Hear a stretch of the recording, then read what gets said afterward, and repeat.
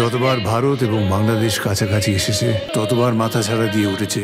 ভারত বাংলাদেশ সম্পর্ক, কূটনীতি আর রাজনৈতিক টানাপোড়েনের সব মিলিয়ে আসছে রক্তবীজ 2। টিজার শুরুতেই উচ্চারণ, যতবার ভারত ও বাংলাদেশ কাছাকাছি এসেছে ততবার মাথা চাড়া দিয়ে উঠেছে উগ্র সন্ত্রাস।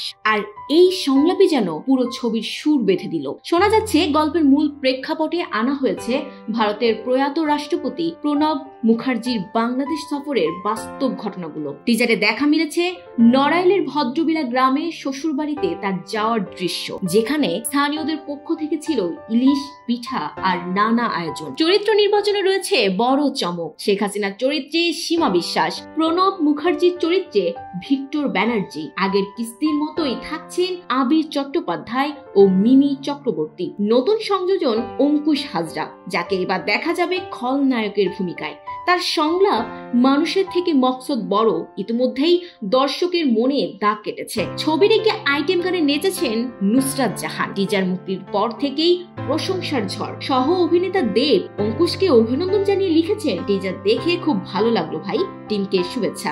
সব মিলিয়ে প্রত্যাশা এখন আকাশচুম্বী। দুর্গাপূজা উপলক্ষে আগামী 26 সেপ্টেম্বর মুক্তি পাচ্ছে রক্তবীজ 2। Sabikun Nahar Sadia, news flash 71।